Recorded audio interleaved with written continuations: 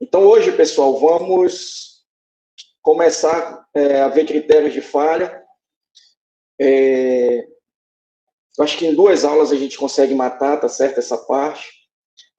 Fechando, né, o que a gente viu em transformações de tensões, deformações, onde a gente busca, né, os planos de máxima tensão e máxima deformação de cisalhamento, ou máximas e mínimas tensões normais, né, o nosso plano de tensões principais, né, culmina aqui com os critérios de falha. Né? Qual a importância, né, pessoal, desses critérios de falha? A gente calcula, né, vamos lá, só voltando um pouco, né, para Maxwell 1, o grande objetivo foi a gente aprender a calcular tensões, deformações, deslocamentos, né, em componentes, né, sujeitos a diversos tipos de carregamento, né? O único carregamento que faltou, dos mais importantes aqui, foi o de pressão interna e externa, que a gente vai ver na parte 4, para a base de pressão. Mas, enfim, lá aprendemos a calcular, né? Definir os estados de tensão, tensão sigma x, sigma y, tal xy, por exemplo, no estado plano, né? Chegar no estado plano de tensões, tá certo? Representar um elemento, né, sujeito àquele estado de tensões. E aí aqui, em Maxwell 2, a gente passou a analisar esses estados de tensões, né, nos pontos que nos interessam naquele componente. Né? E aí a gente aprendeu a transformar para qualquer direção que interesse, né? E calcular também as tensões principais, deformações principais, enfim. Os critérios de falha, pessoal, né, a gente vai, com eles, mesclar, tá certo? O efeito das tensões de cisalhamento e tensões normais atuantes, né, no determinado ponto. A gente já faz isso, de certa forma, calculando as tensões principais, né, e deformações principais também. Vocês viram, né, que na equação das tensões principais estão envolvidas lá as tensões normais e de cisalhamento. Mas aqui, né, é que a gente chega realmente no que a gente chama dessas tensões equivalentes, tá certo? Que podem partir, né, tanto daquelas tensões no plano, sigma x, sigma y e tal xy, quanto das tensões principais. Aqui a gente vai trabalhar mais a partir das tensões principais, tá certo? E essas tensões equivalentes, né, calculadas com esses diversos critérios, é que a gente vai comparar com as propriedades limites do material que a gente está trabalhando, certo? Aqui no caso, né, como a gente realmente vai querer só trabalhar no regime elástico, normalmente, essa tensão limite vai ser a nossa tensão de escoamento, tá certo? Então, olha só, quando a gente vai projetar, né, ou avaliar uma estrutura, deve-se conhecer o limite de carregamentos que a mesma suportará, né? Tal limite, né, para estruturas que trabalham estaticamente, é definido basicamente pela comparação entre as tensões atuantes nos pontos críticos e os limites do material que constitui estes pontos, né? Como eu comentei aqui, enfatizando quando a gente tem estruturas que trabalham estaticamente. Quando a gente tem estruturas que trabalham com cargas variáveis, a gente já tem outros estudos para fazer, né? Principalmente o estudo de fadiga daquela estrutura, né? Que vocês vão ver alguma coisa em elementos de máquina. Tá? Os limites estabelecidos geralmente são resistência ao escoamento, né, quando se trabalha com materiais dúcteis, e resistência à ruptura para materiais frágeis, tá certo, pessoal? Porque para materiais frágeis, né, eu vou até mostrar aqui também, né, um pouquinho desse gráfico tensão-deformação, você não tem uma diferença tão clara entre o limite de escoamento, né, e o limite de ruptura desses materiais. Eles deformam muito pouco plasticamente antes de romper, né? Esses limites se confundem, né, para materiais frágeis, tá certo? Já para materiais dúcteis, a gente tem muito claro, né, essa diferença, muito clara essa diferença entre o limite de escoamento, né, quando ele começa a escoar, quando ele começa a sair do regime elástico, né, começa a deformar plasticamente, né, até ele romper, né? Já as tensões a serem comparadas com tais limites são chamadas tensões equivalentes, certo? Devem, né, ser calculadas a partir dos complexos carregamentos a que a estrutura está submetida, né? Então, tenho ali tensões normais de cisalhamento, né? Pode ser com estado plano, com estado triaxial, a gente vai conseguir calcular essas tensões equivalentes e mesclar o efeito de todas essas tensões que atuam naquele ponto que a gente está analisando, né? Há diferentes métodos para o cálculo dessas tensões equivalentes, né? Nessa parte do curso serão apresentados aqui os principais, né, utilizados nos livros textos, né? Lembrando que não se atém só a esses, tá certo? Então, aqui, pessoal, a gente vai ver, né, lógico, sempre com ênfase, né, nos critérios de Mises e Tresca, porque eles são os principais critérios para materiais dúteis, que são os materiais que mais vão nos interessar aqui, tá certo? E também a gente vai dar uma passada, né, em dois critérios para materiais frágeis, que são o critério da máxima tensão normal e o critério de Coulomb-Moore, tá certo? Então, ó, a grande ideia é partir, né, do estado triaxial de tensões, ou do estado biaxial ou uniaxial, e chegar numa tensão equivalente. É óbvio, né, que para um caso uniaxial, né, você vai ter a coincidência, né, dessa tensão equivalente com essa tensão principal, né? Então, ó, a gente sai, ó, de um estado geral e chega numa tensão equivalente, que representa, né, um estado uniaxial, que eu consigo comparar, por exemplo, com a tensão limite obtida no ensaio de tração, tá certo? Então, olha só, o que eu já tinha chamado a atenção, né, rapidamente, quando a gente vai fazer a representação triaxial, tá certo? E agora que a gente vai ver critério de falha, eu quero vocês usando essa diferenciação, tá certo? Quando eu estiver trabalhando com estado triaxial, usem, né, algarismos arábicos, tá certo? E aí eu vou ter sigma 1, sigma 2 e sigma 3, sendo sigma 1 maior que sigma 2, maior que sigma 3, né? Então tem uma máxima, uma intermediária e uma mínima. A diferença, né, quando a gente trabalha com estado plano, pessoal, aí eu vou querer, quando a gente estiver no estado plano, que vocês usem algarismos romanos, só para a gente ter essa diferenciação, tá certo? E no estado plano, né, pessoal, eu sempre vou ter uma tensão aí, ó, sigma 3, que vai ser fora do plano, né, na direção Z, por exemplo, igual a zero. Tudo bem? Então, vamos lá. Começando aqui, pessoal, com materiais dúteis. De novo, a gente vai focar aqui, inclusive os exercícios que a gente vai resolver vai ser só com materiais dúteis, tá certo? O primeiro critério que a gente vê aqui é o critério de Tresca, que é conhecido também como critério da máxima tensão de cisalhamento. Tá certo, pessoal?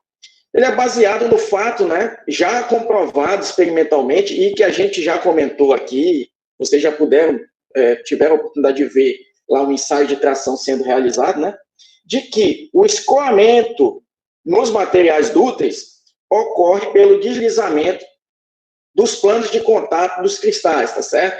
Da estrutura cristalina, provocado por tensões de cisalhamento, né?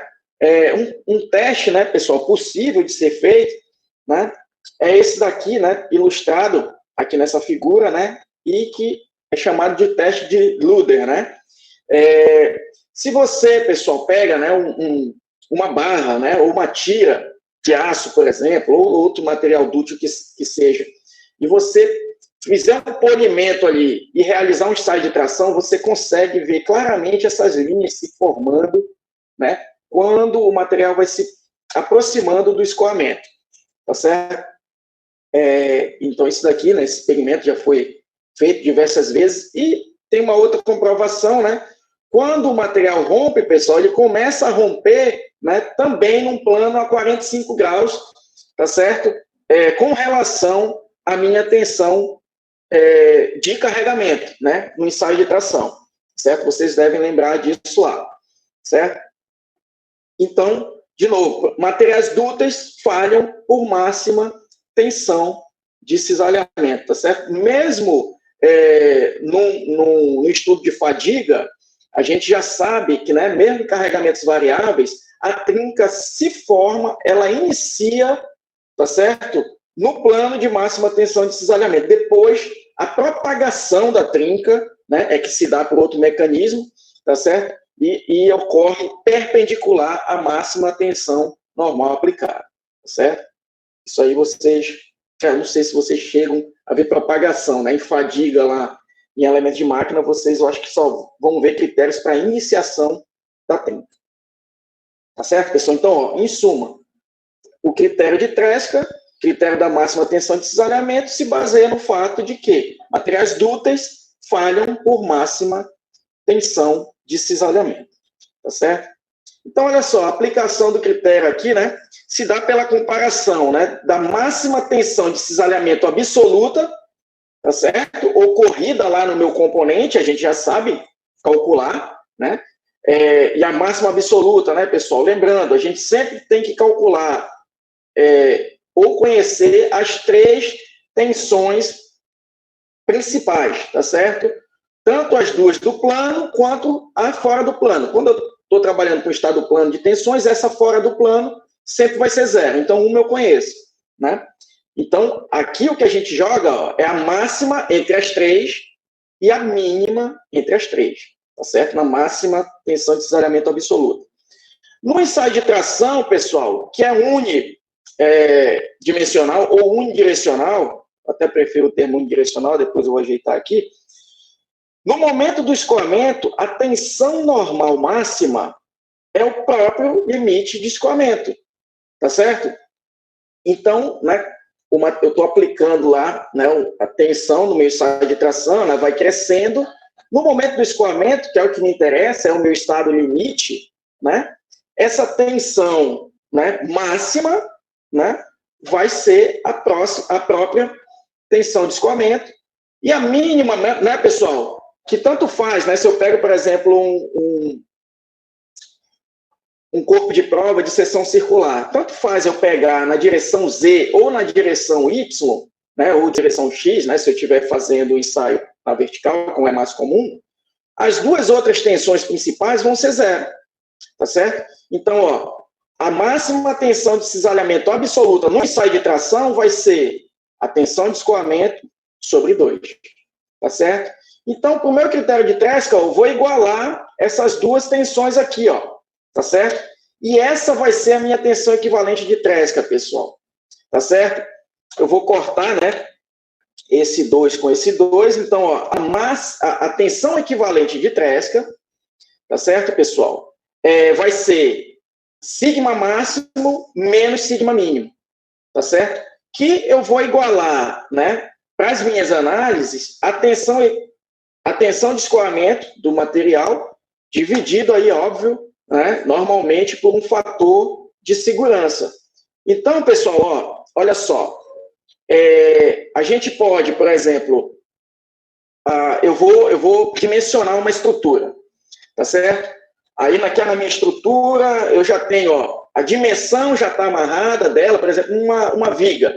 A dimensão, eu já sei a dimensão que a viga vai ter que ter, né? É uma questão de projeto, adequação lá de dimensões do projeto, eu já sei a geometria que a viga tem que ter.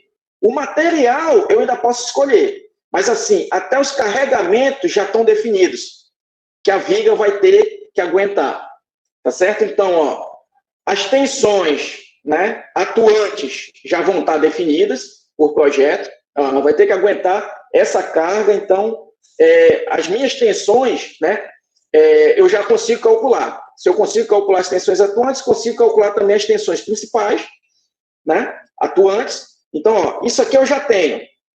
Então, ó, a minha tensão equivalente de Tresca, por exemplo, no meu ponto crítico, né, daquela viga que eu estou projetando, né, ele já está definido, né?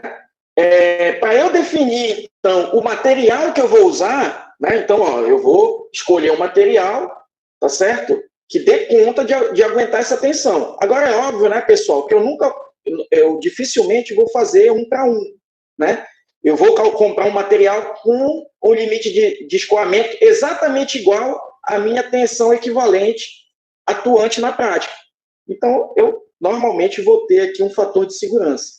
Tá certo, pessoal? Então, ó, se eu quiser calcular o fator de segurança, né, de uma determinada estrutura, lembrando que é sempre em relação ao ponto crítico, né?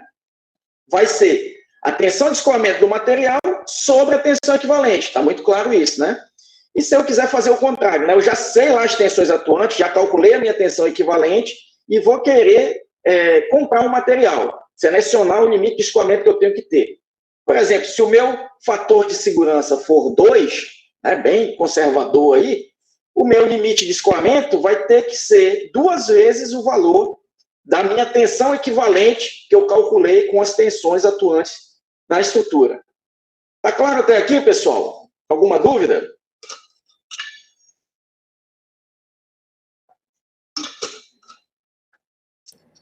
Professor? Oi, diga. Então, a tensão equivalente de Tresca, ela vai ser menor que a tensão máxima calculada realmente. Não. Estou entendendo. No mínimo, ela vai ser igual à máxima. No mínimo igual à máxima, ok. Porque é o seguinte, veja bem, quem fez a pergunta, desculpe? Foi o Leonardo Tavares. Ô, Tavares, então, porque, ó, veja bem, vamos lá, eu tenho uma tensão máxima, tudo bem? Vamos dizer que eu tenho um estado unidirecional, como é um estado de tração. Vamos dizer que, então, a minha tensão máxima atuante naquele componente, né, submetido a 100 megapascal, né, eu só tenho tensão numa direção, tensão de 100 megapascal. Então, as minhas outras 2 tensões principais vão ser quanto? Vão ser 0, não é? Tá certo? Vamos lá, interage aí. Ok. Então, no mínimo, a tensão equivalente de Tresca vai ser igual à tensão máxima. Isso vai ocorrer quando eu tiver um estado unidirecional, tá certo? Quando eu tiver a tensão máxima com determinado valor e as outras 2 zero. Mas vamos para outros casos, tá certo? Vamos dizer que eu tenho um estado biaxial, onde eu tenho uma tensão máxima, por exemplo, vamos lá, sigma 1, por exemplo, né? Sigma 1 dentro do plano sendo 100 e o sigma 2, ó, dentro do plano também sendo 50. Quanto continua sendo o meu sigma 3, Leonardo? Se eu estou no estado plano, né? O meu sigma 3 seria quanto? 0. 0, né? Então, de novo, a máxima 100, e por mais que eu tenha uma outra tensão principal no plano diferente de 0, o que eu tenho que usar é a mínima absoluta, que continua sendo 0. Agora, vamos para um caso mais crítico, né? Vamos dizer que dentro do plano, tá certo? Eu tenho uma tensão que é 100 e a minha mínima, né, é menos 50. Então, ó, a minha tensão equivalente de Tresca vai ser 100 menos 50, ou seja, vai ser 150. Tá certo? Então, quando eu tenho tensões com sinais opostos dentro do plano, né, vai ser a minha situação mais crítica para a minha tensão equivalente, tanto de Tresca quanto de mísseis. A gente vai ver daqui a pouco. Tá entendido isso? Entendi, agora entendi. Obrigado, professor. Então, jamais a tensão equivalente vai ser menor, senão não teria sentido, né? No mínimo, ela vai ser igual à máxima. E vamos para outro caso, que as 2 tensões dentro do plano, por exemplo, fossem negativas. Eu tenho uma que é menos 100 e uma que é menos 50. Então, a minha máxima vai ser 0, tá certo? Porque fora do plano, não é isso? A máxima é 0, não é mesmo? E a mínima é quanto? Menos 100. Então, de novo, eu tenho aí menos 100 como a minha tensão. Na verdade, vai ser 100, né? Não tem o sinal aqui. Vai ser 100 a minha tensão equivalente. Tudo bem? Tudo bem, professor. Maravilha. E aí, ó, só resumindo tudo isso, né? No estado plano de tensões, que vai ser a maioria dos casos que a gente vai trabalhar, né? Para as tensões principais, a nomenclatura sigma 1 e sigma 2, dentro do plano, né? A gente faz aquele cálculo com aquela equaçãozinha, tensão média, mais ou menos, o raio do círculo de Mohr, né? para sigma 1 e sigma 2, algarismos romanos, e o sigma 3, que é fora do plano, né, na direção Z, vai ser nulo. Deve-se adotar, então, aqui ó, o seguinte critério, quando eu estou trabalhando no estado plano. Caso sigma 1 e sigma 2 sejam positivos, sigma de Tresca, né, equivalente de Tresca, vai ser o próprio sigma 1, tá certo? Em módulo ali, né? Sigma 1 e sigma 2 sejam negativos. O sigma Tresca vai ser a mínima, né, dentro do plano, ou sigma 2. Foi esse último exemplo que eu citei aqui.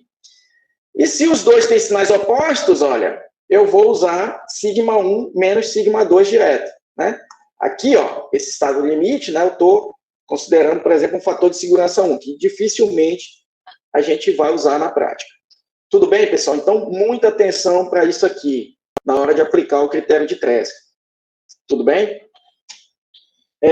O critério de Tresca, pessoal, né, o Gerlan, né, o nosso monitor aí, ele chegou já até a plotar isso no Excel, vocês podem fazer a mesma coisa, né? Ele vai resultar num hexágono, tá certo? Então, ó, as relações, né, podem ser representadas aqui, ó, por essa figura, por esse hexágono, tá? Assume-se que os pontos na estrutura de coordenadas sigma 1 e sigma 2, né, que estiverem no limite ou fora do hexágono, escoarão, causando, né, caracterizando uma falha. Ah, professor, então, sempre assim. Então, se eu tiver esse valor, vai escoar. Não, a gente vai considerar que vai escoar. Né? Na prática, né, pessoal, a gente tem variações, né? A gente tem certezas do material, enfim, tá certo? Mas, para nível de análise, de cálculo, né, a gente vai considerar aquilo como caracterizando uma falha. Então, o que acontece, né, pessoal? Como eu já falei, né, os casos mais críticos, né, são quando eu tenho as tensões sigma 1 e sigma 2 com sinais opostos. Porque, olha, quando elas têm o mesmo sinal, pessoal, eu vou poder ter, ó, tensões atuantes aqui, só para ficar claro, né? Dentro desse gráfico, por exemplo, eu determinei que a tensão de escoamento do material que eu estou trabalhando, né, por exemplo, 250 megapascal. Então, eu vou posicionar aqui, aqui, e considerando, né, fazendo essa consideração para materiais dúteis, o limite de escoamento em compressão pode ser considerado igual ao limite de escoamento à tração. Isso não é necessariamente verdade, tá certo? Não é exatamente verdade, mas para materiais dúteis, a gente pode fazer essa consideração tranquilamente. Né? Então, ó, a gente posiciona aqui, né, tensão de escoamento tanto na tração quanto na compressão, e aí a gente vai analisar, por exemplo, agora um componente, né, que seja constituído desse material. Aí vamos lá, o componente está submetido a um carregamento que me dá uma tensão sigma 1, 70% 70% do meu limite de escoamento, e o sigma 2, sei lá, 60%. Então, ó, a tensão equivalente, né, entre os dois, a análise, né, vai resultar num ponto mais ou menos por aqui, tá certo? Quando eu fizer essa minha análise, tá certo? Então, ó, eu estou dentro do hexágono, tá certo? Quando eu fizer a minha análise, eu vou estar dentro do hexágono, né? Quando eu mesclar os efeitos das tensões sigma 1 e sigma 2, né? Já aqui, por exemplo, pessoal, então, ó, percebam que eu posso trabalhar, né, até o limite, né? Por exemplo, eu tendo sigma 1 e sigma 2 com o mesmo sinal, se eu tiver o sigma 1, 99% do escoamento, né? Eu vou ter um ponto aqui, né? E o sigma 2 também, ó, 99%, né? Eu vou resultar num ponto aqui. Então, eu ainda estou abaixo do limite, né? Mas vamos dizer, ó, agora que eu estou trabalhando com sigma 1 e sigma 2 com sinais opostos, tá certo? Então, ó, se eu pego, por exemplo, aqui, ó, o sigma 2 sendo 70% do escoamento, né?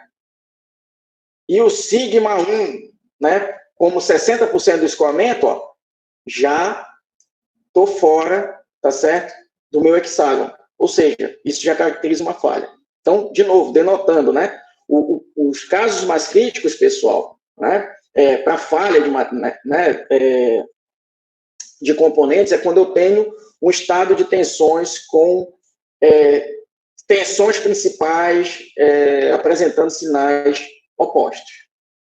Tudo bem até aqui? Professor, Oi, professor, diga. eu não entendi essa parte aqui que o senhor acabou de fazer usando esses pontos aí. Tipo, eu não consegui entender direito o que cada eixo representa e exatamente... Na verdade, eu não entendi exatamente o que cada eixo representa. A parte dos pontos, até que entende um pouco da porcentagem que o senhor falou. Mas eu não entendi direito sobre os eixos. Quem é que está perguntando? Mauro. O Mauro. Mauro, beleza. Vamos lá. Eu vou ter aqui, esse eixo, eu vou posicionar ou a minha tensão sigma 1 ou sigma 2, porque é óbvio, né? Se ela for... aí eu vou ver qual é maior, qual é menor. Tá certo? Então, eu posiciono aqui, né? Uma das minhas tensões principais. Isso calculado na prática, já no meu componente. Tá me entendendo, Mauro? Por exemplo, eu tenho um componente que que é constituído de um determinado material. Então, esse aqui é o hexágono de Tresca para aquele componente. Por exemplo, 250 megapascal. Então, esse é o hexágono de Tresca para aquele componente. Cada material vai ter o seu hexágono, né? Só vai depender do valor da tensão de escoamento, tá certo? Então, isso aqui, esse hexágono é do material, tá certo? Sim. Aí eu vou analisar agora um componente que é constituído daquele material, tá? E aí eu cheguei à conclusão, eu peguei lá o ponto crítico do meu componente, né? E cheguei à conclusão que o sigma 1 atuante naquele componente, por exemplo, é 70% do limite de escoamento, tá certo? Vamos dizer, o limite de escoamento aqui é 100, sei lá, bem genérico, né? Você tem alumínios até, né? Que não tem ligas adequadas, que tem esse limite mesmo baixo, né? Por exemplo, 100 megapascal, e a minha tensão sigma 1 que eu calculei naquele meu componente é 70 megapascal. Então, sei lá, 70% mais ou menos, né?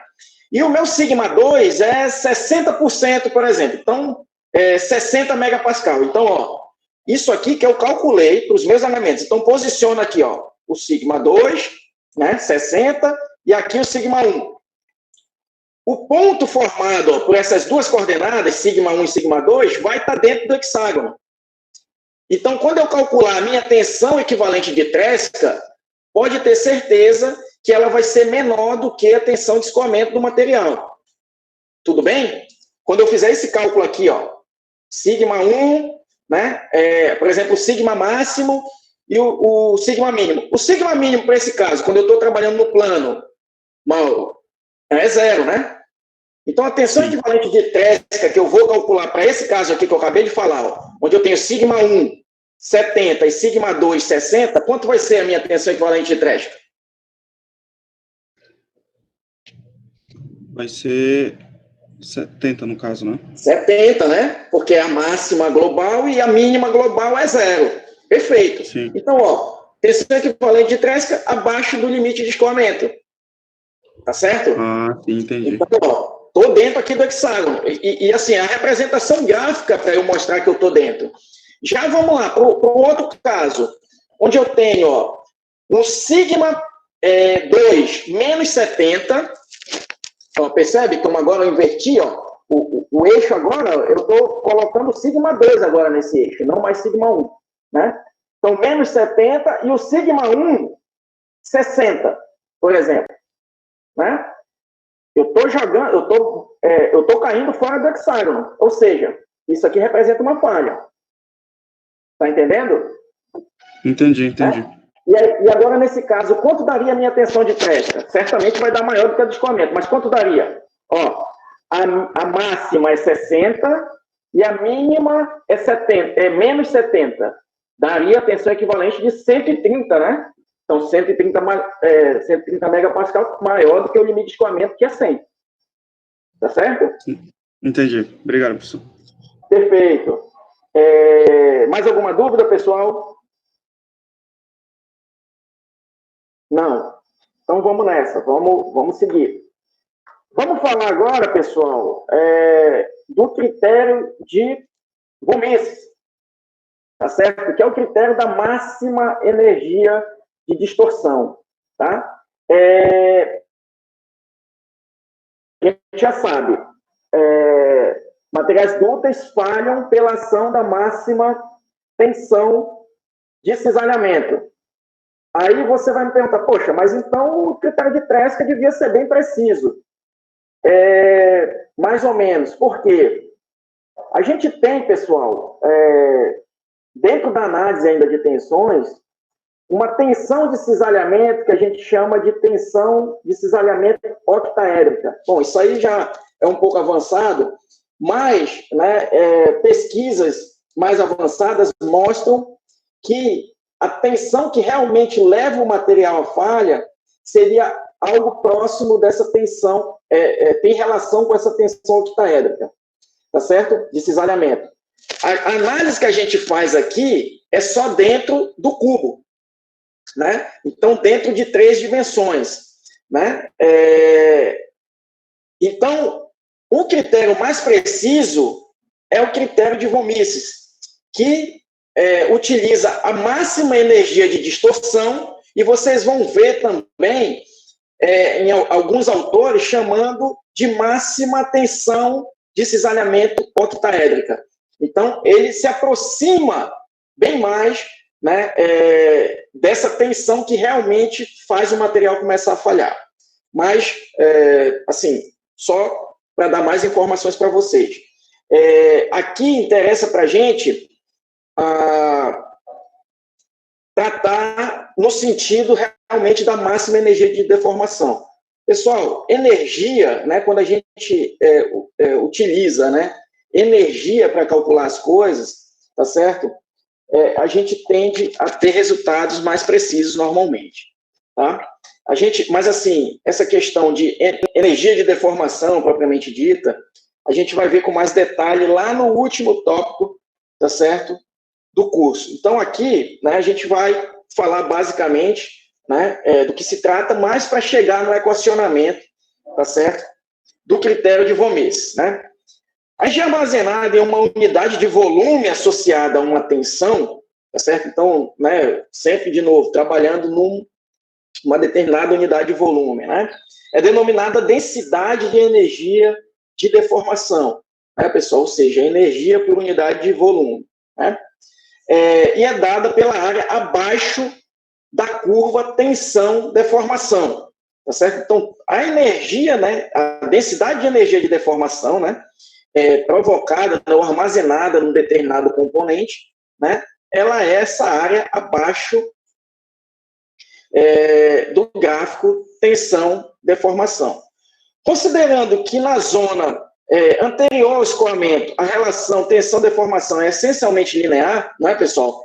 No regime elástico aqui, ó, essa relação entre tensão-deformação, ela é linear. A partir do momento que eu começo a plastificar, ela começa a se tornar não linear, tá certo? Então, ó, a densidade de energia de deformação, aqui, ó, eu posso tratar como a área desse triângulo, por exemplo, né, pegando um ponto, né, dentro do regime elástico. Tá certo? Então, é metade da tensão vezes a deformação, né? A área desse triângulo aqui. No caso mais geral, pessoal, né, a gente inclui os outros termos. Por exemplo, se a gente tratar em termos das deformações e tensões principais, tá certo? Vai ser meio, sigma 1, epsilon 1, sigma 2, epsilon 2, sigma 3, epsilon 3. Tá certo? Substituindo os termos de deformação pelo de tensão, aplicando lá as relações constitutivas que a gente aprendeu no tópico passado, né, a gente chega nessa equaçãozinha aqui, pessoal, densidade de energia de deformação, né, geral, naquele componente, dentro do regime elástico, vai seguir essa equaçãozinha aqui, tá certo? A equação 3.7 aqui, pessoal, né, fornece a densidade de energia de deformação total, né, que é constituída de 2 parcelas. Uma responsável pela alteração do volume, tá certo? Alteração do volume, que é a parcela hidrostática, né? Quando eu tenho estado de tensão hidrostático, pessoal, a gente viu que eu não tenho, né, tensões de cisalhamento, ou seja, mas só vai provocar alteração de volume. E eu tenho né, uma outra parcela que é responsável pela variação de forma, ou seja, pela distorção. Então, ó, minha densidade de energia de deformação tem uma parcela hidrostática e uma de distorção, né? As componentes de tensões principais também podem ser descritas, né, em termos de uma parcela hidrostática ou volumétrica, tá certo? Sigma H, né, que é comum a todas as faces, e uma componente de distorção sigma ID, tá certo? Que vai variar, né, de face a face, tá certo? Então, ó, a minha tensão principal, pessoal, né, por exemplo, sigma 1 vai ser uma parcela da hidrostática, tá certo? Mais uma parcela dessa de distorção. Vocês vão ver, né, naquele aplicativozinho, né, que eu acho que a gente usou, né, para calcular círculo de Mohr. Me lembrem aí como é o nome do aplicativo, por favor. Mas eu acho que é Solid Mechanics, um negócio assim, né, o nome do aplicativo. Alguém? É esse nome. Solid Mechanics, né? Vocês vão ver, pessoal, quando a gente faz a análise de tensões, se vocês usarem lá o tópico análise de tensões, vocês vão ver que ele calcula tudo isso. Tanto a tensão, né, octaédrica, tá certo? De cisalhamento, tá certo? Ele calcula esse tensor de tensões hidrostáticas, ele calcula o tensor deviatórico, tá certo? Que é esse de distorção. E aí, quem tiver curiosidade, né, pode dar uma olhada e perceber isso que a gente está tratando aqui, tá certo? Nesse aplicativozinho, né? E aí vocês vão ver que, por exemplo, a tensão octaédrica, né, é maior do que a tensão máxima absoluta de cisalhamento que a gente calcula, né? Enfim, tá certo? Vamos ver tensão de Vomices também, enfim, tá certo? Nesse aplicativo. Então, só seguindo, né, para a gente chegar no equacionamento da tensão equivalente de Vomices. Então, ó, somando todos os termos, né, da equação 3.9, a gente chega nessa equaçãozinha aqui, né? E assim, para uma mudança volumétrica sem distorções, né, nesse caso, esse termo aqui some, tá certo, pessoal? E aí a gente chega, né, à conclusão de algo que a gente já sabia, que a tensão hidrostática ela é igual à tensão média, ou seja, a média entre as tensões principais, tá certo? Ou entre três tensões normais ortogonais entre si dentro daquele elemento, tá certo? E aí, então, a gente chega à conclusão que essa parcela, para chegar na parcela, né, de densidade de energia de distorção, o que é que a gente faz? Né? As tensões principais, pessoal, eu subtraio todas elas dessa tensão média, tá certo? Eu subtraio dessa tensão média, né? E aí a gente chega nessa equaçãozinha aqui, ó, a partir, né, dessa tensão aqui, ó, dessa equação 3.7, né? A gente subtraindo, né, todas elas, né, das tensões médias, a gente vai chegar nessa equaçãozinha aqui, certo? Então, ó, a densidade de energia de distorção, né, vai ter essa equação, tá certo, pessoal?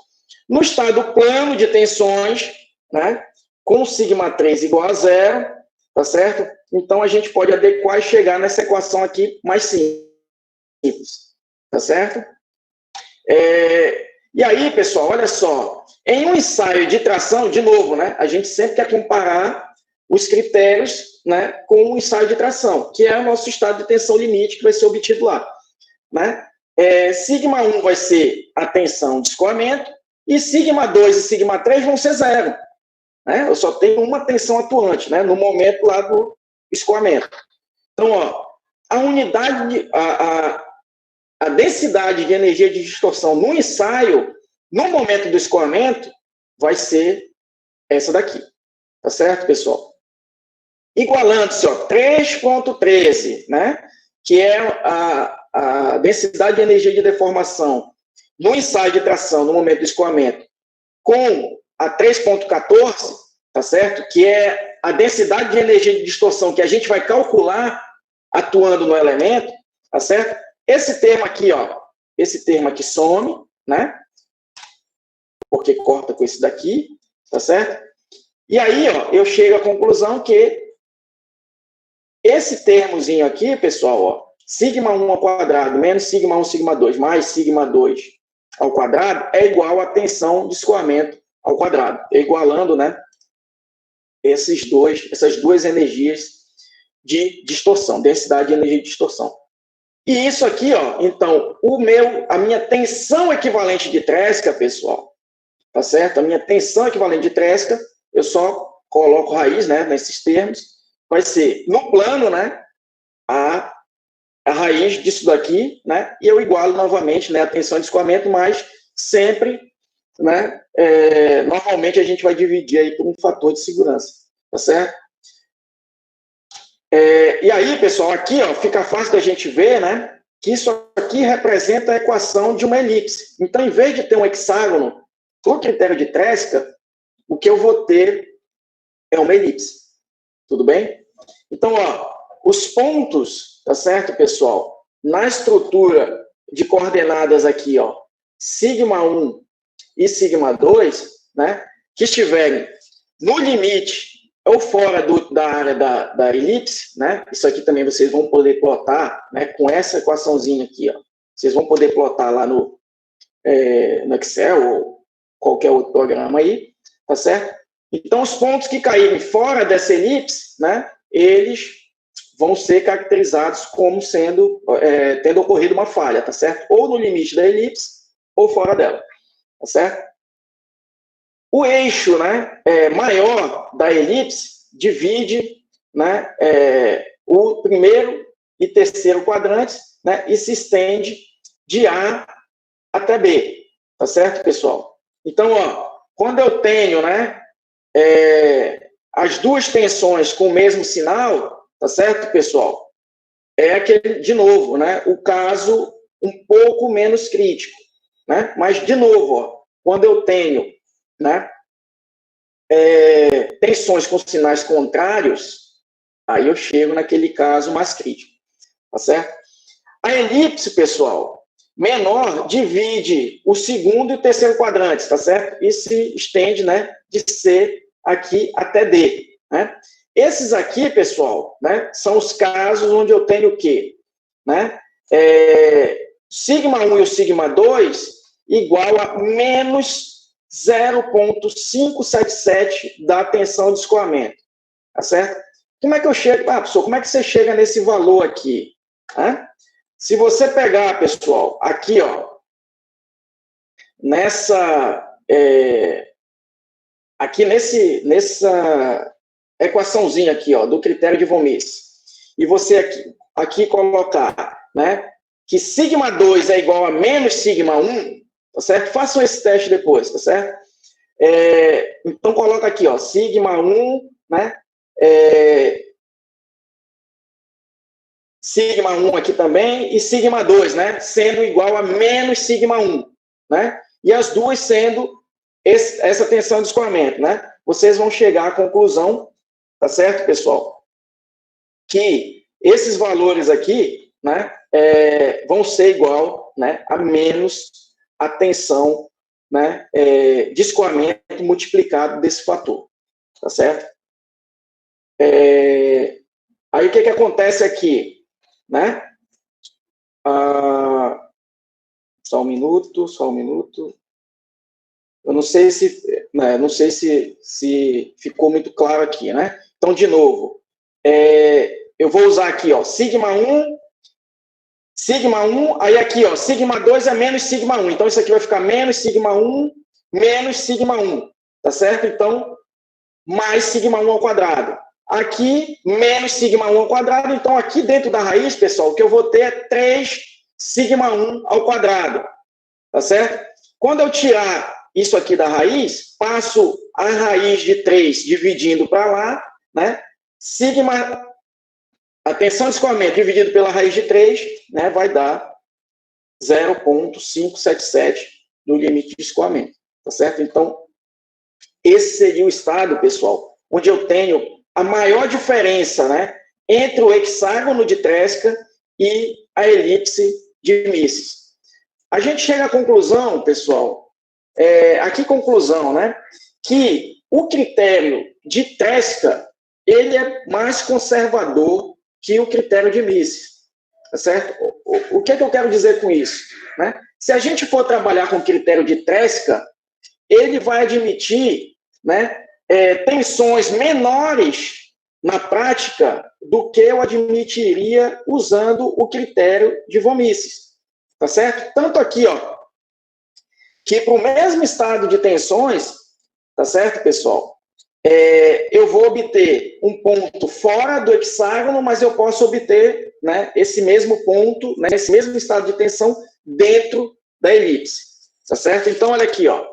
Nota-se que a elipse de Mises, né, intercepta os 6 vértices do hexágono de Tresca, tá certo? Então, eu tenho casos, ó, onde as tensões equivalentes, né, vão ser iguais. E que casos são esses?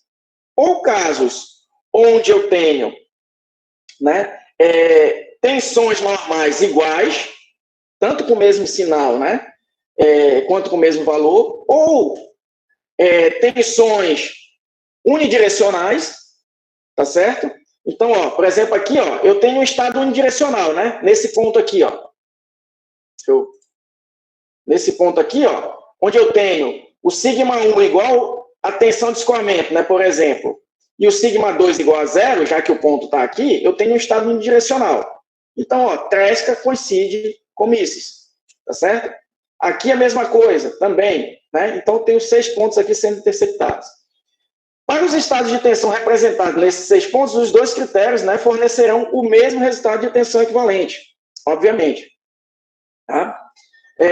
Em todos os demais estados, né, de tensão, o critério de Tresca é mais conservador que o de von Mises, tá certo? Pois o hexágono está contido, né, na elipse. O estado de maior discrepância, tá certo, pessoal, vai ser o critério quando eu aplicar, né, no estado de cisalhamento puro, que eu acabei de mostrar para vocês. Né? Aqui, ó, para o cisalhamento puro, né, Tresca só admitiria cada tensão tendo o valor de metade do escoamento. Não é isso, pessoal? Porque, olha só, vamos olhar aqui. Ó. Vamos dizer que o sigma 1, né, cisalhamento puro, né, é meio do escoamento. Então, o sigma 2, pessoal, vai ser quanto? Também meio do escoamento, mas negativo. Não é isso, pessoal? Vamos lá. Interajam aí, por favor. Sim, Vamos professor. pensar. Então, estado de cisalhamento puro, né? Sendo que o sigma 1 é metade do escoamento, então o sigma 2 vai ter o mesmo valor, mas com sinal contrário. Então, menos, né, o escoamento. Então, ó, eu vou estar aqui no limite do meu hexágono, a Tresca. Tá certo? Por quê? Quando eu botar lá, ó, o sigma máximo vai ser metade do escoamento, o sigma mínimo menos metade do escoamento. Então, menos metade do escoamento, quando eu somar, vai dar o próprio limite de escoamento. Então, estou no limite para a Tresca. Já para Mises, pessoal, né? Se eu trabalhar aqui, ó, com meio do escoamento e menos meio aqui do escoamento, eu vou estar dentro da elipse ainda. Se você calcular aqui, ó, a gente pode até fazer isso agora, né? O critério de Tresca, por exemplo, né? O de von Mises, perdão.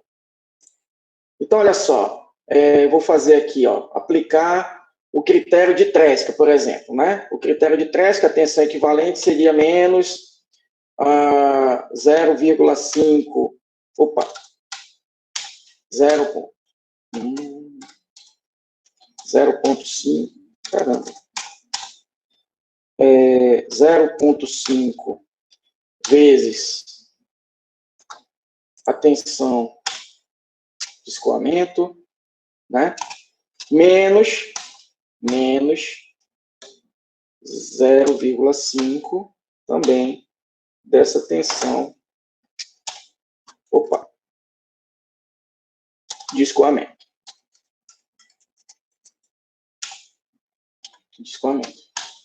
Então, vamos ver se ele me simplifica isso daqui.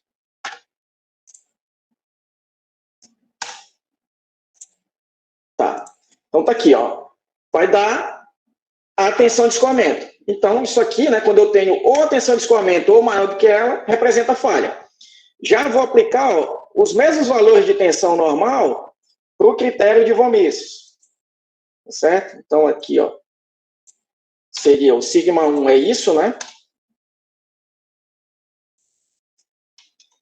Aí, menos sigma 1 vezes menos isso daqui, que é o sigma 2. Opa, mas isso aqui é ao quadrado, perdão.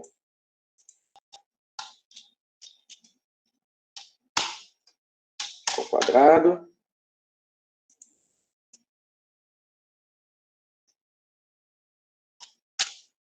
Ok. Mais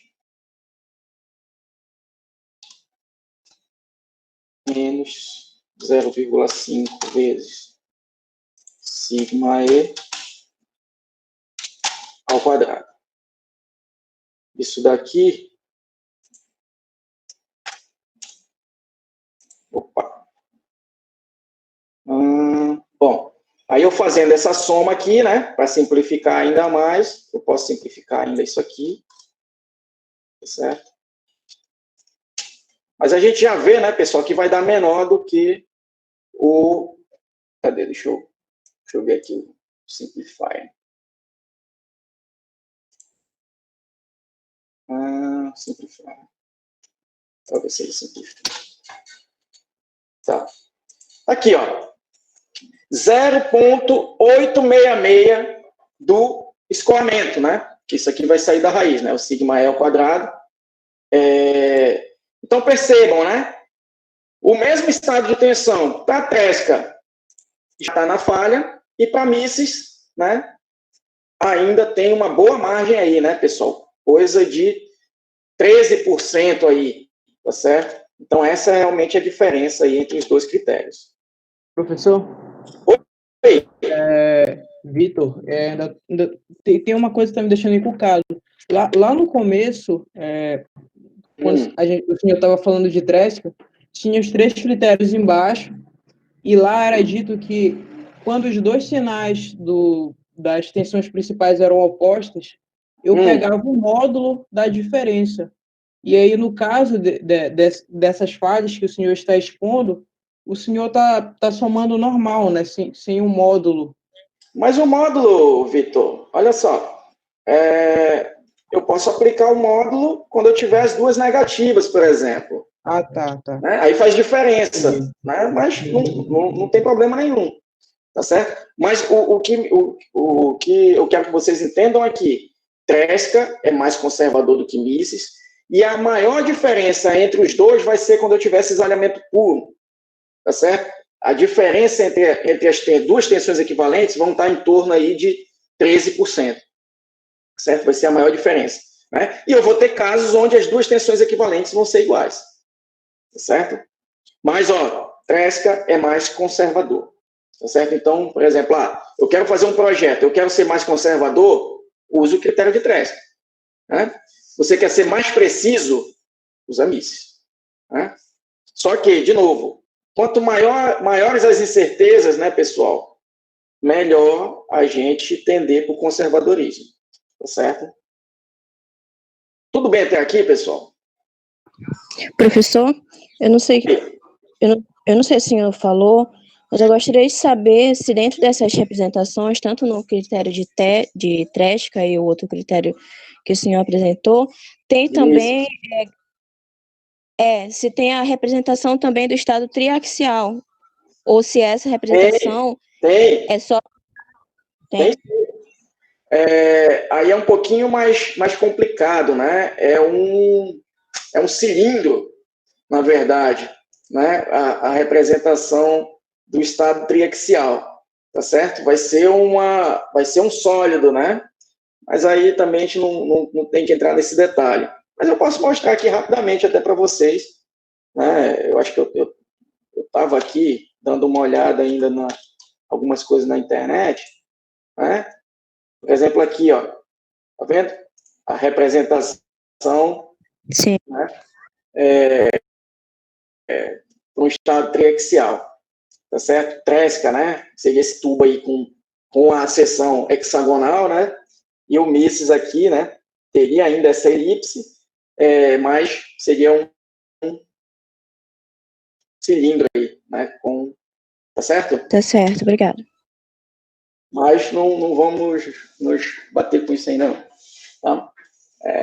Mas é sempre legal saber que tem, né? Obrigado aí pela questão. Vamos lá, pessoal. Agora, vamos falar um pouco aqui, bem rapidamente, passar pelos critérios para materiais frágeis, né? Primeiro, falando aqui do critério da máxima tensão normal. Materiais frágeis, pessoal, diferente do que acontece para materiais dúteis, ele falha por máxima tensão normal, tá certo? Então, aí já justifica, né, a ideia desse critério aqui, né? Esse critério é bem simples, né, e é baseado nesse fato, tá certo? Que o material vai falhar quando atinge, né, ou a máxima tensão de tração ou a máxima tensão de compressão, né? No caso aí, tensões máximas e mínimas. Segue-se, então, o seguinte critério, né? Também representado aqui graficamente. Aí, né, pessoal, a forma mais simples, né, de representação é essa daqui. Você vai ver, né, ele adaptado também, mas esse critério mais simples, ele já tem uma falha aí de saída, que né, assumir a hipótese, assim como a gente fez lá para materiais dúteis, que a tensão de ruptura do material em tração é igual à tensão de ruptura em compressão. Se para materiais dúteis, pessoal, a gente pode assumir isso, tá certo? Errando relativamente pouco, para materiais frágeis, isso já é mais complicado. Por quê? Materiais frágeis, pessoal, aí se inclui, né, ferro fundido, vidro, né, concreto. Normalmente, pessoal, a gente vai ter ali defeitos internos, inclusões, né, microtrincas, tá certo? Nesses materiais. E aí o que acontece, né? Quando eu tenho esses possíveis defeitos internos, né, ainda que pequenos, se eu submeto, né, esse componente a uma tensão trativa, o que vai acontecer? Né? Por exemplo, essas microtrincas que podem existir, elas vão se propagar, tá certo? Mais rapidamente, né? Agora, vamos imaginar que eu submeta, por exemplo, esse material que tem microtrincas aí, a uma tensão compressiva. O que eu vou fazer com esses defeitos é fechar, tá certo? Então, normalmente, pessoal, os materiais frágeis, eles vão ter uma resistência muito maior à compressão do que à tração. Vide, por exemplo, o concreto, o exemplo mais simples aí, né, para a gente entender. Né? O concreto trabalha muito bem a compressão, só que a tração, o que trabalha mesmo, né, de maneira mais efetiva, são os vergalhões de aço, né, que a gente usa, né, para fazer a estrutura de concreto armado. Tá certo? Então, tem esse probleminha aí, né? Mas, né, pode ser utilizado também, né? Principalmente se a gente vai trabalhar com material sujeito à tração. Já o critério de Coulomb-Moore, pessoal, ele é um pouquinho mais complexo. Inclusive, né, dependendo, né, da adaptação que a gente faça, ele pode ser usado também para materiais dúteis, tá certo? Embora não seja, né, dos mais tradicionais para materiais dúteis, né? Agora sim, ele é mais preciso, só que também ele exige um pouco mais, né? Aqui, ó, ele considera, né, a particularidade, né, das diferenças dos materiais, né, resistindo à tração e à compressão, né? No entanto, sua aplicação depende de dados experimentais provenientes de 3 testes, né? Então, eu tenho esses ensaios experimentais, né, de tração e compressão uniaxiais, para a gente ter esse limite, a tração e a compressão, além de um ensaio de torção, pessoal, né? Para determinar o limite de resistência ao cisalhamento, tá certo? Então, eu vou ter, 3 círculos de Mohr, um para cada ensaio realizado, tá certo? Aí, com esses círculos obtidos, né, com as propriedades desses ensaios, né, eu faço esse envelope, né, e aí eu digo que se o estado de tensão de um material composto daquele componente, né, ficar dentro desse envelope, não vai ter falha. Se ficar fora, né, vai ter falha, tá certo? Eu tenho como representar também, né, dentro desse diagrama, né, entre as tensões principais, tá certo? Assim como eu fiz para as outras. Mas, de novo, né, eu tenho esse porém, né, dele exigir mais informações, tá certo? Mas, de novo, né, pessoal, como a gente não vai trabalhar com materiais frágeis aqui, tá certo? A gente vai se ater realmente a analisar os critérios para materiais dúteis, e mais especificamente, tresca e mísseis, tá bom? Então, vamos ver um exemplo aqui, pessoal. Então, determine o fator de segurança, né, da estrutura, tá certo? Levando em consideração que esse aqui é o ponto crítico, tá certo? Pelo critério da máxima tensão de escoamento e pelo critério da máxima energia de distorção. Quero que vocês calculem aí o fator de segurança, tá certo? Utilizando os dois critérios, tá certo? Lembrando, né, o de Tresca é sigma máximo menos a mínima sobre 2, mas é a máxima e a mínima absoluta, né? Foi?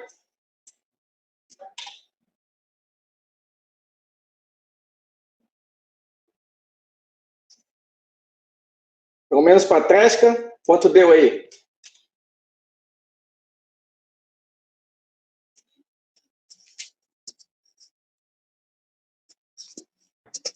Deu 0,42.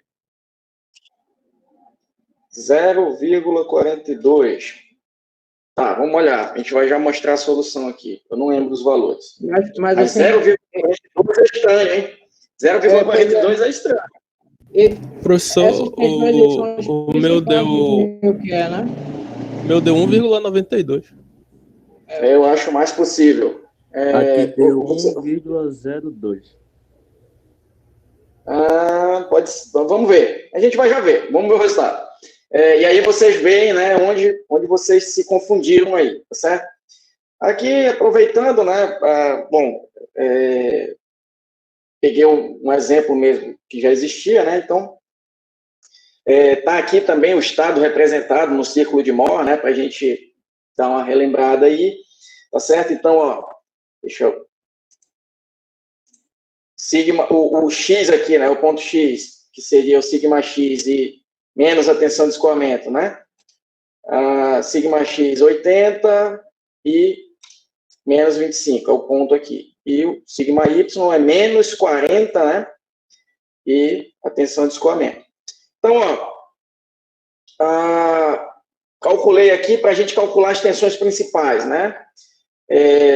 Então, a tensão máxima no plano seria 65, já a tensão máxima absoluta, pessoal, seria quanto aqui?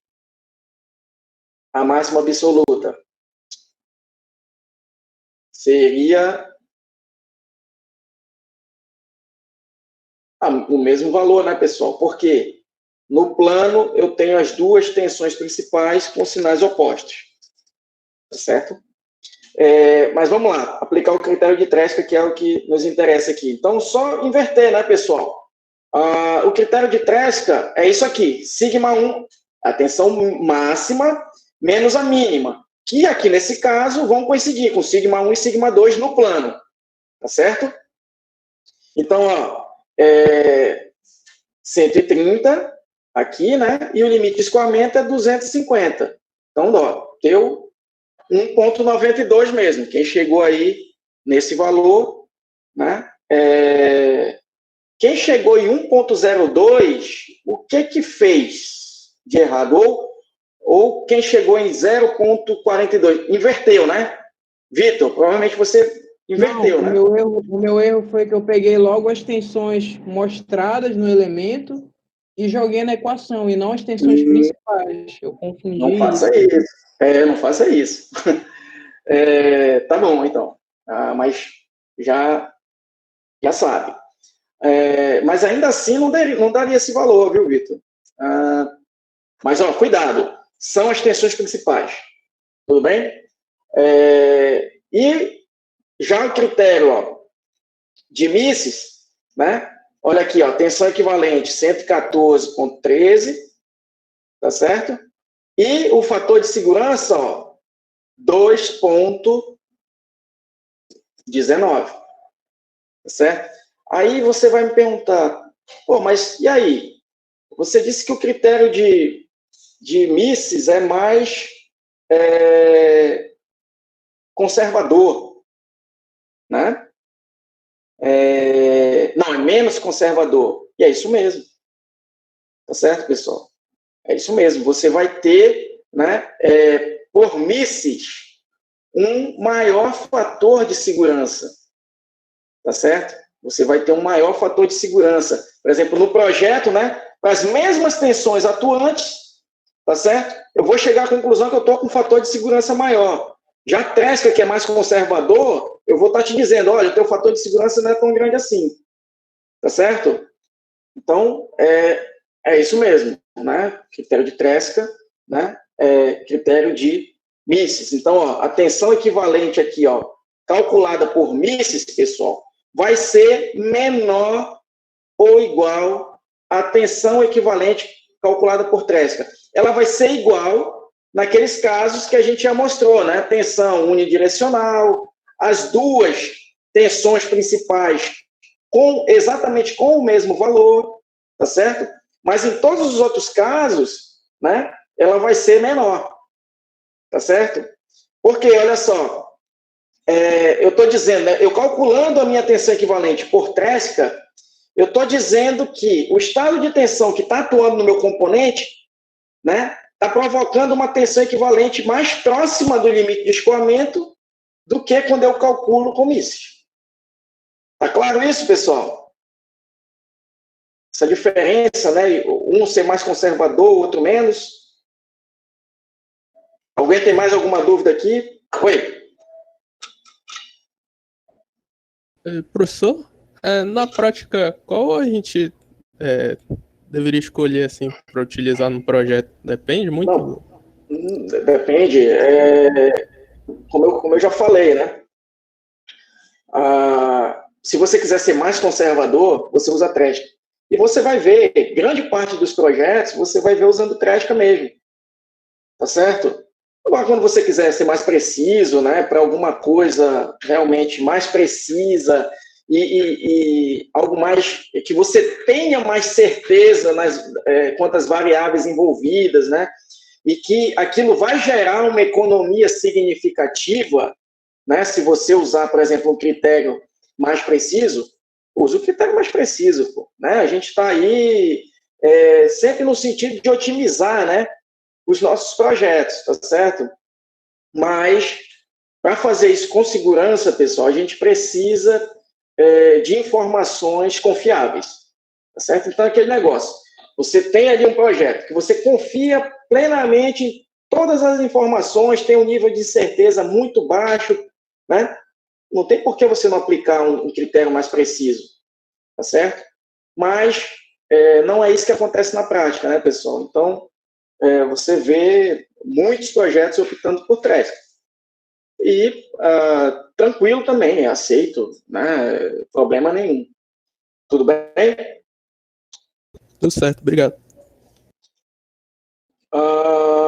Vamos ver um outro exemplo aqui, né? Um outro exemplo.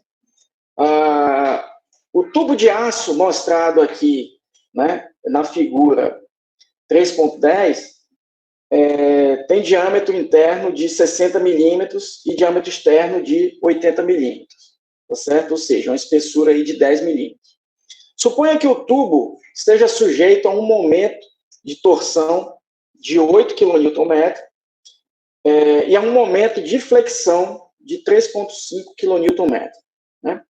Sabendo que o limite de escoamento do material é 230 megapascal, determine o fator de segurança da estrutura contra escoamento. Então, olha só, aqui, a primeira coisa, né, pessoal, é a gente determinar, né, a nossa seção crítica aí, né, e o nosso ponto crítico.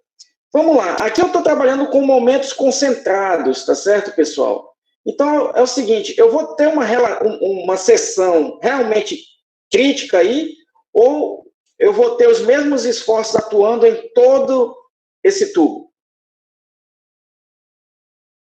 Vai ser os mesmos esforços em todo tubo. Vai ser o mesmo esforço, né? Se a gente fizer seccionamento, né? Em qualquer ponto que eu pegar aqui, é óbvio, né, pessoal? Quando eu falo, qualquer seção serve como seção crítica. Na prática, a seção crítica ia ser o engaste, porque aqui eu tenho efeitos de concentração de tensão, só que a gente não está preocupado com isso por enquanto. Então, pega qualquer ponto aqui, qualquer seção. Agora, sim, ponto crítico, eu tenho, né? Eu vou ter um ponto crítico, ou mais de um ponto crítico, né? Mas com o mesmo estado de tensões aí, tá certo? E vai ser, né, em algum ponto da superfície aí dessa seção, tá certo? Vou mostrar aqui já, né? A gente sabe muito bem já calcular tensões devido, né, a torque, né, e a flexão. Então, olha só, se a gente pegar, pessoal, né, um ponto na geratriz superior, tá certo? O que a gente vai ter, né? Depois eu quero que vocês calculem essas tensões, tá certo, pessoal? Pegando aqui, ó, por exemplo, eu estou pegando um ponto na geratriz superior aqui, tá certo? Olha, essa flexão aqui, tá certo? Vai gerar uma tensão compressiva aqui. Não é isso, pessoal? Ok? Uma tensão σx compressiva, igual a quê? O momento, né, vezes o raio externo sobre o momento de inércia dessa seção tubular. Tudo bem? Então, calculem essa tensão aí. E eu vou ter também aqui, pessoal, um cisalhamento devido a torque. Tá certo? Nessa superfície aqui. Tá certo? Superior. Então, ó, eu vou ter um estado de tensão aí que vai ser um tal XY, ou um tal XZ, que seja, né? E um sigma X. E aí eu vou poder calcular, ó, tá aqui, ó, sigma X 101,9, depois aí, vocês façam esse cálculo e confirmem, compressiva, né? E uma tensão de cisalhamento, ó, devido ao torque, tá certo? De 116,4, né? Então, ó, eu enxergando de cima, né, esse meu elemento, eu tenho esse estado de tensão, né? E eu posso calcular, né, essas tensões principais aqui, tá certo? Vão me dar essas tensões principais. 76,2 e menos 178 megapascal. Tá certo, pessoal? Quero que vocês façam esse cálculo aí. Né? Então, olha só, aplicando Tresca, né? Ó, se a gente aplicar Tresca, o limite de escoamento é 230. O meu fator de segurança, ó, deu 0,905. Ou seja, pelo critério de Tresca, com esses carregamentos, o tubo vai falhar. Já Mises, ó, ainda me dá aqui 2% de fator de segurança. Tá certo, pessoal? Me dá 2% de fator de segurança. Né? Então, tá certo? Por exemplo, se você vai analisar uma estrutura, você quer, vamos lá, falhou lá uma estrutura, você está trabalhando, né, para o dono da estrutura, ele quer mostrar que não teve culpa, que não foi imprudente, né? Eu, por Mises, eu estou dizendo que ele está trabalhando ainda dentro de uma margem de segurança, de 2%. Agora, se eu for o auditor, né? Não, pô, quero mostrar que o cara está errado. Eu chego lá e aplico o critério de Tresca. Lógico, né, pessoal? Aqui a gente está falando em tom de brincadeira, né? Porque tem muitas outras coisas envolvidas. É claro que essa parcela, esse fator aqui de 2%, eu não vou poder usar para eximir o cara de culpa. Se eu tenho um monte de certezas envolvidas e aquilo ali falhou, né? É claro que é culpa do camarada mesmo, tá certo? Ele tinha que ter usado um fator de segurança maior, né? Mas está claro aqui, eu tenho essas situações em que Tesca vai indicar falha e que Mises vai dizer que não. Ainda teria uma margem aí para operar. Tudo bem, pessoal? Ok? Então, depois eu quero que vocês chequem, tá certo? Esses valores aqui. Eu vou colocar esse material lá, e aí eu vou querer, além de vocês calcularem isso daqui, né, essas tensões e tal, para dar direitinho, façam também para a geratriz inferior, tá certo? A mesma análise, tá? Ver que conclusão que vocês vão chegar aí. E para vocês resolverem também esse exemplo aqui, né, com um eixo, certo? Aí eu vou ter esforços, né, em mais de um plano, enfim. Aqui já vai até o diagrama de esforços já mostrado aqui, né, o DCL, na verdade, tá certo? Então, tentem resolver esse exercício aqui, né? Na próxima aula a gente volta para resolver ele, né, e mais os exercícios gerais, tá certo? Para fechar aqui, pessoal, a aula de hoje, permitam aqui eu mostrar o que o Gerlan fez aqui, né? Ele fez lá no ANSI. Então, ele pegou, né, esse exemplo e ele colocou numa estrutura para ter um carregamento que gerasse lá, num determinado ponto que a gente esteja analisando, né, esse estado de tensões. Agora, qual é a questão aqui, né? Aqui, viu, Gerlan? É lógico que isso aqui a gente vai usar como algo didático, né? Mas, enfim, para ser mais cri-cri, né? Ele está dizendo que isso daqui, é o ponto crítico já, né? Daquele elemento de máquina. Quando você faz esse carregamento aqui e coloca um ponto no meio aqui da seção, tá certo? Esse aqui dificilmente vai ser o ponto crítico desse componentezinho aqui, tá certo? Dificilmente mesmo, né? Vai ser o ponto crítico, né? O ponto crítico normalmente está realmente na superfície, salvo casos mais particulares aí, né? Que não é esse daqui, tá? Então, recomendaria você fazer de uma outra forma, porque é o ponto crítico que está submetido a esse estado, não um ponto qualquer, tá? Mas, claro, aí exige um pouco mais, né, de pensar um pouco mais em um conjunto de carregamentos que levem ao ponto crítico ter esse estado de tensões aqui, né? Mas, como é algo didático, isso vai servir, né?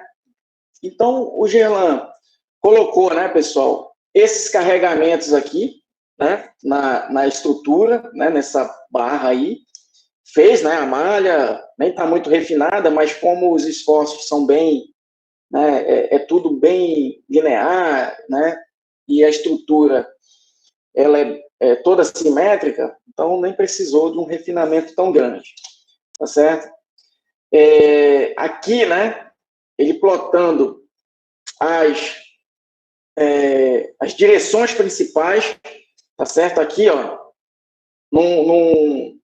numa área maior da minha barra, né? E aqui já só no elemento, né? Só no nó que eu estou analisando, tá certo? Vocês vão ver, que ela é um pouquinho defasada nessa minha tensão máxima em relação ao eixo X. Já para cá, e para cá, ela está exatamente coincidindo praticamente com o eixo X, né, e o eixo Y, tá certo? As minhas tensões principais, né? E aí, olha, esses carregamentos naquele nó que ele escolheu, né? Tensão normal, 80 megapascal na direção X, que é a tensão que a gente tinha no elemento. Na direção Y, menos 40.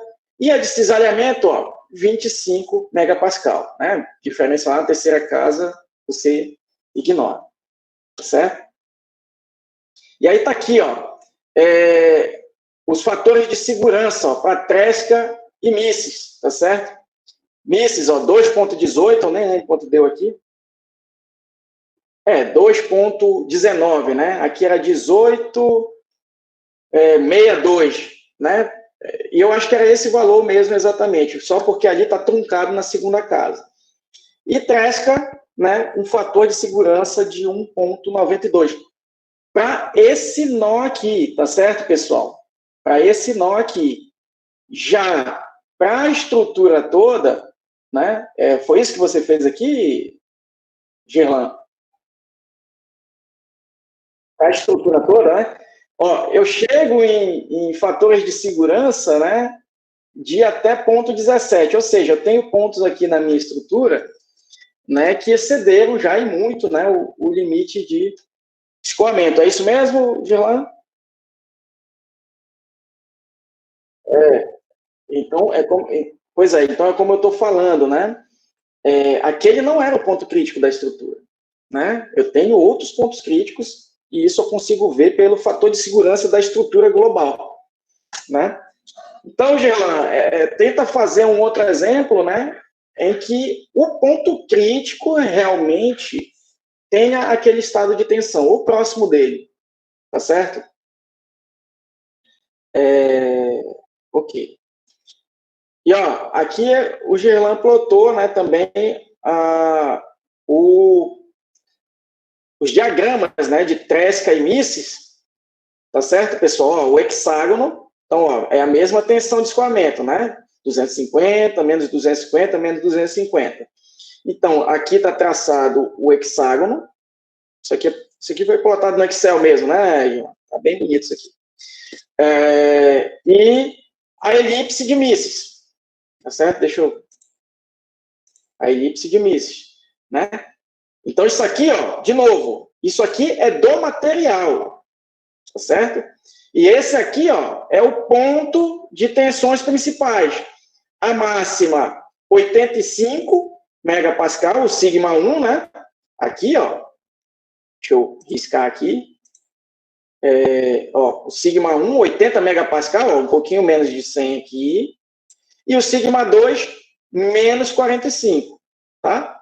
Então, ó, é o mesmo estado de tensão, tá certo, pessoal? Mas, né, para tresca e misses, ó, então, para tresca, ó, olha a distância que eu estou do meu limite. Essa daqui.